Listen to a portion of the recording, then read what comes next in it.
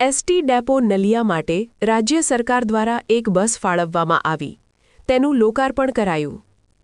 અબડાસા તાલુકાના ધારાસભ્ય શ્રી પ્રદ્યુમનસિંહ જાડેજાના પ્રયાસોથી રાજ્ય સરકાર દ્વારા નલિયા એસટી ડેપોની નવી એક બસ ફાળવવામાં આવી જેનું આજરોજ લોકાર્પણ કરવામાં આવ્યું હતું જેમાં અબડાસા ભારતીય જનતા પાર્ટીના પ્રમુખ જયદીપસિંહ જાડેજા, કચ્છ જિલ્લા ભાજપના મંત્રી પરેશભાઈ ભાનુશાલી, નલિયાના સરપંચ શ્રી રામજીભાઈ કોલી, અબડાસા ભાજપ યુવા મોરચાના પ્રમુખ હર્ષરાજસિંહ જાડેજા, મંત્રી શ્રી નરેન્દ્રસિંહ જાડેજા, જયુભા ચૌહાણ, જુવાનસિંહ સરવૈયા, કિશનભાઈ દરજી, જનક જોશી, અબડાસા વતી હર્ષ ઉલ્લાસ સાથે બસની શરૂઆત કરવામાં આવેલ અને નલિયા ડેપોને અર્પણ કરવામાં આવેલ।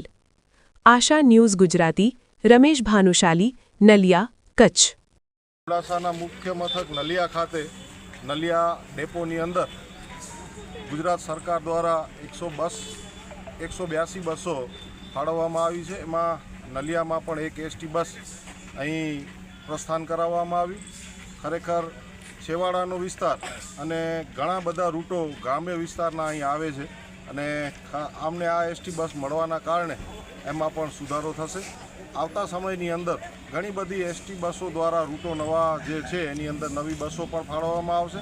માન્ય ધારાસભ્ય પ્રદ્યુમનસિંહ જાડેજા અને સમગ્ર ગુજરાત સરકારનો આજના દિવસે ખૂબ ખૂબ આભાર, ધન્યવાદ।